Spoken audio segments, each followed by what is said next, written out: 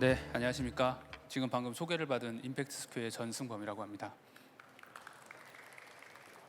네, 저희 회사는 소셜 임팩트 분야 혹은 사회적 기업들한테 투자를 하고 육성을 하고 있는 그러니까 임팩트 엑셀러레이터입니다. 2010년에 설립해서 지금까지 사회적 가치가 어떻게 비즈니스에 연계가 될 수 있는지를 목표로 다양한 사업들을 하고 있는데, 그 중에 저희는 투자 육성하는 일들, 그 다음에 임팩트를 측정 평가하고 이 측정 평가된 것들이 대기업 혹은 스타트업들이 어떻게 증진시킬 수 있는지에 관련된 컨설팅 사업들, 혹은 그 외에도 생태계를 유지시키고 발전시키기 위한 인프라 조성 사업 같은 것들을 현재 진행하고 있습니다. 각각에 대한 사업의 강론은 나중에 혹시라도 참고를 하시면서 보시면 될 것 같습니다. ESG에 관련된 본론으로 들어가기에 앞서서 오늘 제가 전달할 내용의 핵심은 크게 스타트업이 어떻게 하면 ESG 투자를 유치할 수 있을지에 관련된 시장의 이해와 기업과 혹은 대기업과의 협력 체계를 구성해서 어떻게 전략적으로 활용할 수 있는지에 관련된 내용입니다. 그래서 이 내용을 중심으로 오늘 논의가 이루어질 거라는 것을 먼저 알아두고 진행하시면 더 이해에 도움이 될 것 같아요. 자, ESG 얘기 많이 들어보셨을 거고, 이미 카카오 리더분께서도 나오셔가지고 ESG에 관련된 전반적인 설명을 해주셨습니다. 하지만 그 ESG에 관련된 화두가 시장에서 높아지게 될 수밖에 없었던 배경 같은 것들을 여러분들이 조금 더 이해하면 좋을 것 같은데요. 전 세계가 되게 많은 부분에서 서로 연결되어지고 있고, 이제는 한 지역에서 발생한 일들이 한 지역에 국한돼서 나타나는 문제가 아니라 전 세계의 많은 부분에 영향을 동시에 미치고 있다는 것을 간과하시면 안 됩니다. 제가 투자한 기업 중에 한 군데는 매우 작은 스타트업이에요. 농산물, 부산품을 가지고서 식품을 제조하는 어떻게 보면 전통적인 기업의 모습을 갖고 있는데, 우크라이나 전쟁이 터지고 나서 그 회사로부터 저한테 SOS 요청이 왔습니다. 그 이유는 무엇이냐? 우크라이나는 상당히 중요한 곡창지대 중 하나로 전 세계의 밀 공급량의 상당수를 차지하고 있는데, 전쟁으로 인해서 수출길이 막히면서 자기들이 주요하게 원자재 소싱을 받았던 수입 물량에도 차질이 있었지만 수입 가격의 상승으로 연결된 거죠. 그러면 한국에 있는 지역에서 활동하고 있는 작은 스타트업에게까지 저 멀리 있는 타국에서 발생한 전쟁이란 위험은 영향을 미친다는 거예요. 이것만 있습니까? 여러분, 지금 추석이 지난 가을을 맞이하고 있음에도 불구하고 저를 비롯한 많은 분들이 반팔티를 입고 있잖아요. 기후위기라는 것은 이제 더 이상 남의 문제가 아니라는 거죠. 이렇게 우리 비즈니스와 생활 환경에 영향을 미치고 있는 다양한 요소들이 지금은 한 지역에 국한된 것이 아니라 우리 모두에게, 다양한 다수에게 영향을 주고 있는 환경이 시작됐다는 겁니다. 이와 더불어서 사회 구성원의 변화 또한 이 ESG에 관련된 화두를 밀어붙이고 있는데요. 어떤 이슈냐면 다음 세대가 가지고 있는 사고관과 가치관이 기존에 있었던 사고관과 가치관과 많은 부분 충돌한다는 겁니다. 특히 G세대들의 부각 혹은 밀레니엄 세대들의 부각으로 인해서 이 사회에 많은 변화들이 일어나고 있는데, 오히려 소비자로서의 MZ세대는 여러분들이 더 잘 알고 전문가실 거기 때문에 저는 오히려 시장 참여자, 공급자로서의 MZ세대의 변화가 어떻게 이루어졌는지를 다루고 싶어요. 보시면 이 사진에 나오는 장면은요, 아마존에서 근무하고 있는 노동자들이 현재 스트라이크, 파업을 일으키고 있는 장면입니다. 지금까지의 전통적인 파업은 노동 환경을 개선해달라 혹은 임금을 조금 더 평등하게 나눠달라는 취지로 이루어졌었는데, 이 아마존에서 일어난 스트라이크는 보시면 아마존이 가지고 있는 탄소 배출을 줄일 수 있는 정책을 거버넌스 차원에서, 전략적 차원에서 만들어 달라는 요청을 하면서 지금 그러니까 노사 분규를 일으키고 있는 것을 확인할 수 있습니다. 즉, 노동의 공급자로서 G세대는요, 노동 환경의 불안정성이 높아지고 있는 것과 더불어 자신들의 가치관이 자신이 속해 있는 조직과 차이가 발생하는 경우에는 적극적으로 자신의 목소리를 내는 방식으로 움직이고 있기 때문에 더 이상 노동 공급자들 입장에서 자신의 목소리를 더 이상 줄이지 않는다는 겁니다. 그리고 이 G세대들은 시장에서의 투자, 그 다음에 자본시장의 공급자로서의 역할을 하는데, 이들은 본인들이 가지고 있는 그 투자의 방식이 그 기술의 발전과 혹은 다양한 그 경험을 통해서 직접적인 방식으로 투자 시장에 들어오는 것들을 확인할 수 있습니다. 여기 계신 분들 중에 서학개미라는 말 잘 들어보셨죠? 그런 것처럼 시장에 참여하는 사람들이 이젠 더 이상 예금이나 부동산 같은 안전자산에 투자를 하거나 혹은 간접 펀드를 활용한 간접적인 방식으로만 참여를 하는 것이 아니라 직접적으로 자신의 목소리를 기업에게 영향력을 미칠 수 있는 방식으로 움직이고 있다라는 겁니다.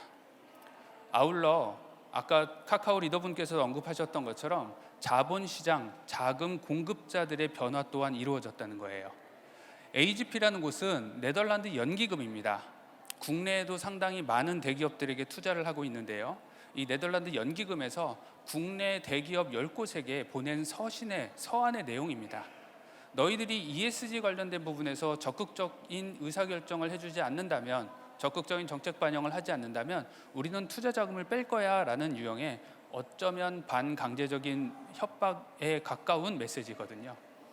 이 연기금 같은 곳들이 한번 주가에서 빠지기 시작하면, 즉 시장에서 매도를 쏟아내기 시작하면요, 기업은 주가를 방어할 수 있을 만한 힘이 자체적으로 마련되어 있지 않습니다.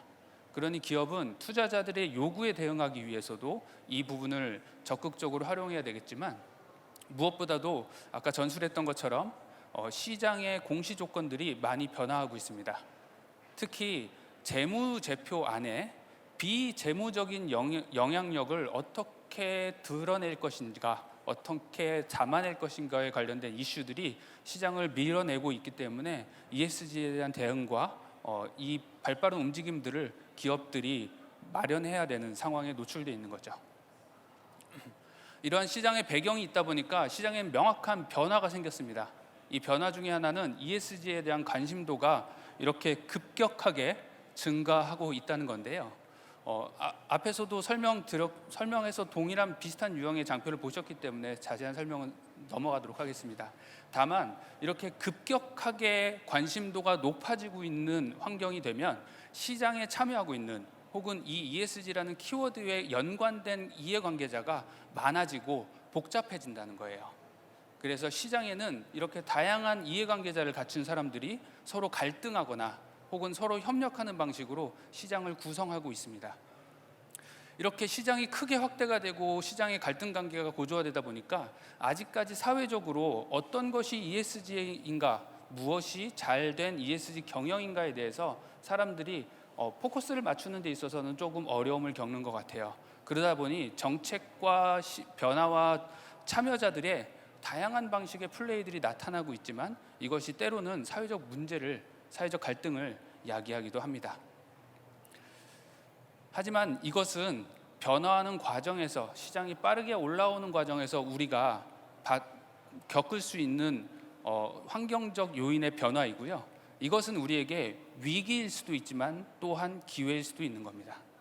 기업은 ESG라는 측면의 키워드를 기업이 어떤 방식으로 채택하고 받아들일 것이냐에 따라서 기업에게도 대응해야 되는 위기 요소일 수도 있지만 이것은 적극적으로 활용할 수 있는 전략적 포인트도 될 수 있다는 부분을 함께 염두에 두시고 가셔야 돼요.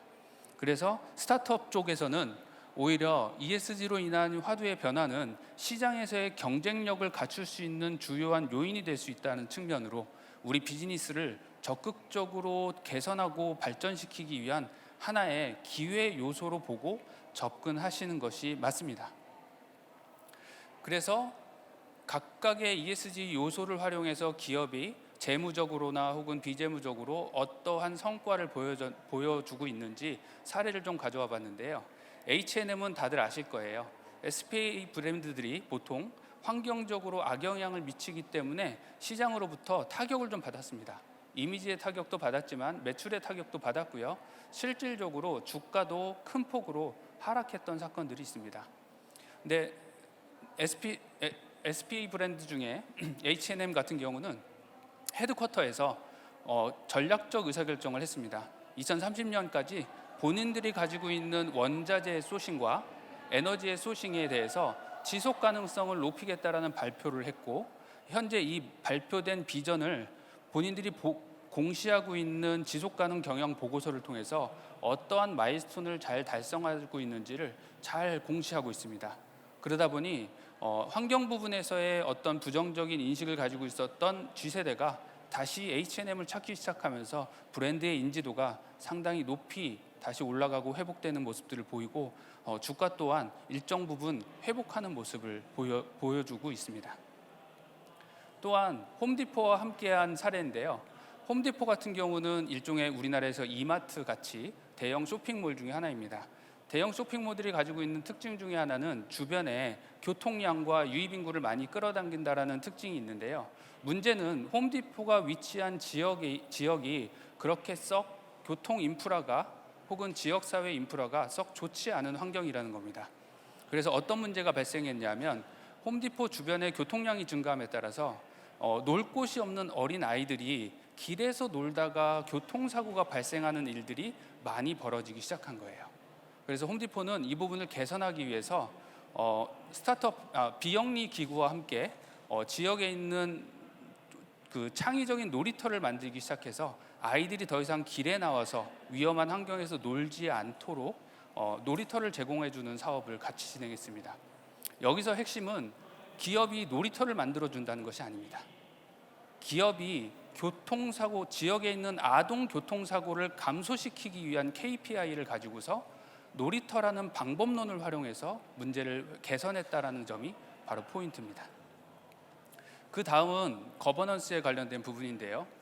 엑소모빌 같은 경우는 전체 이사회석 중에 2석을 환경 관련된 적극적인 전략적 투자를 하고 있는 사모펀드 관계자에게 이사회 2석을 내줬습니다.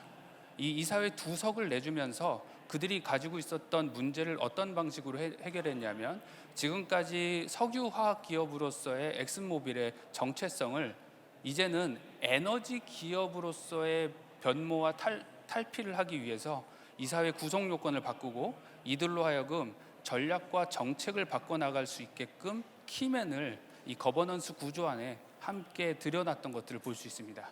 그래서 저 사진을 보시면 이사회의 의석이 변화가 생겼다라는 것이 시장 공시가 되자마자 주가가 플러스로 전환되면서 시장이 실제로도 긍정적으로 반응하고 있다는 것을 확인하실 수가 있습니다. 하지만 이러한 변화나 이런 것들이 이러한 그 갈등 과정 속에서도 여전히 시장에는 혼란이 존재하는 것 같아요. 이 그 과거의 트위터, 현재 X에서 나온 하나의 그 해프닝 같은 건데요. 일론 머스크가 엑손모빌이 S&P 500이 선정하는 탑 10 ESG 기업으로 선정됐다라는 공시 뉴스에 대해서 일론 머스크는 이렇게 부정적으로 반응을 했습니다. 우리는 전기차를 만들어서 환경에 더 많은 영향을 미치고 있는데 왜 우리는 여기 리스트에도 포함되지 못했느냐. 이게 어떻게 보면 ESG에 관련돼서 시장과 사람들이, 주요 이해관계자들이 인식하고 있는 인식을 정확하게 잘 보여주고 있는 해프닝이라고 생각해요. ESG는 특정한 사회적 가치를 창출하는 절대 총량으로 다른 분야를 커버할 수 있는 영역이 아니거든요. 투자자들은 ESG가 포괄할 수 있는 전반적인 부분에 대해서 어떻게 반응하는지에 대해 저희는 반응하기를 원합니다. 하지만 오히려 이 사건을 통해서 테슬라가 가지고 있는 거버넌스 이슈에 리스크가 더 많다라는 것을 오히려 증명하는 계기가 되기도 하거든요. 자, 이제는 스타트업들이 어떻게 시장을 이해해야 되는지에 관련돼서 잠깐 논의하도록 하겠습니다.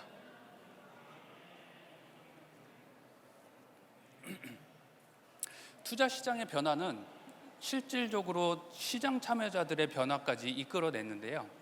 ESG에 관련된 투자 공급자들은 이렇게 스크리닝 전략을 통해서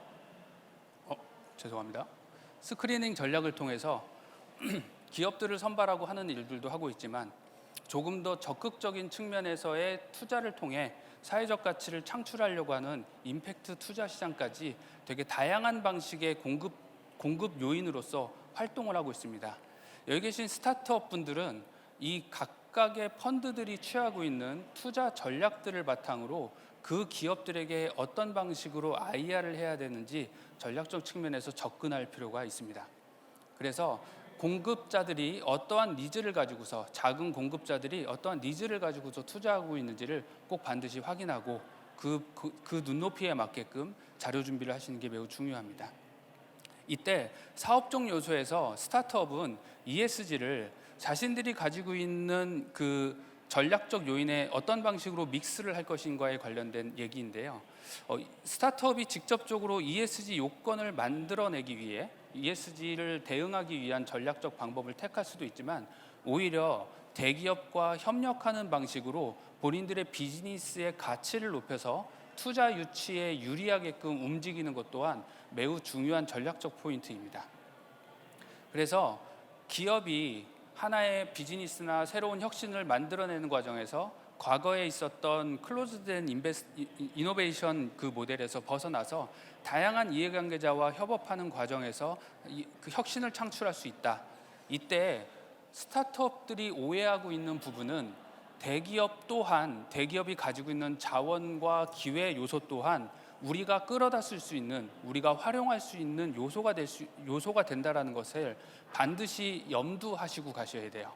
그래서 스타트업들은 일반적으로 기업에게 자신들의 원천 소스를 제공하는 역할만 한다고 생각하시지만, 반대로 스타트업 또한 대기업의 원천 소스를 우리가 활용할 수 있는 기회의 요인이 된다는 것을, 즉 서로 주고받을 것이 있는 부분이 있다는 걸 반드시 확인하고 가셔야 됩니다. 이거에 관련된 사례를 다음과 같이 준비해 봤어요. 포이엔이라는 기업은 커피 찌꺼기를 가지고서 고용 연료를 만들어서 판매를 하고 있는 회사인데, 이 회사는 고용 연료를 만들어서 판매하는 것에 그치는 것이 아니라 이를 통해서 탄소 배출권을 만들어서 탄소 배출권을 파는 사업까지 같이 병행하고 있습니다. 여기에 SK 이노베이션 같은 경우는 직접 투자를 통해서 본인들이 포이엔에 자금을 직접적으로 공급하는 직접 투자의 방식으로 본인들이 가지고 있는 비즈니스의 영역을 확대하려고 하고 있어요. 왜냐하면 커피박 말고도 다양하게 버려지는 유기 폐기물들을 활용해서 고용연료를 만들고 거기서 발생하는 탄소 배출권을 본인들이 잘 활용할 수 있을 것이라는 판단 아래 스타트업에게 투자를 통해서 협력하는 방식으로 나아가고 있습니다. 이번에는 M&A 사례인데요. 몽골에서 공정무역으로 캐시미어를 수입한 후에 니트 제품들을 만들어서 팔고 있었던 소셜벤처 중에 KOA라는 회사가 비교적 최근에 코오롱 FNC에 전략적 인수를 당했습니다. 그래서 코오롱 같은 경우는 스타트업을 인수하면서 그 스타트업 대표가 가지고 있는 네트워크와 ESG적 역량을 활용하기 위해서 ESG 담당 임원으로서 채용을 해서 현재 협업을 하는 구조이고, 스타트업은 본인들의 비즈니스를 더욱더 많은 소비자들과 만나게 함으로 인해서 공정무역의 양을 획기적으로 개선하는 방식으로 M&A를 통해서 전략적으로 협업하는 모델을 만들어가고 있습니다. 이번엔 해외 사례인데요. 쉘은 바이오 디젤을 만드는 스타트업과 같이 디젤을 대체할 수 있는 연료를 만들어서 공공교통시설에 공급하는 비즈니스를 시도해 보고 있는 중입니다. 국내에서는 롯데케미컬이 프로젝트 루프라는 이름으로 스타트업과 협업하면서 페트병이 처음 생산되면서 유통 소비돼서 폐기되는 라인에 이르는 전 공정의 그 밸류체인 안에 회수되어서 다시 재자원화되는 루트가 빠져 있다라는 것이 그러니까 그 경로가 빠져 있는 것을 발견하고, 이 경로를 스타트업과 같이 채워서 다시 자원 선순환을 이룰 수 있는 구조를 만들어가고 있습니다. 이뿐만 아니고 대기업은 자신들의 그 밸류체인에 업스트림이라고 하죠. 공급자 측면에 원료를 공급받기 위해 다양한 소싱 업체로 특히 버려지는 폐기물들을 잘 자원화시키는 스타트업들과 협업을 하고 있는데, 울산에서 활동하고 있는 사회적 기업인 코끼리 공장이라는 곳입니다. 버려질 수 있는 장난감들을 다시 모아서 수거 선별한 다음에 수리해서 다시 아동복지기관에 나눠주는 비즈니스를 하고 있는데요.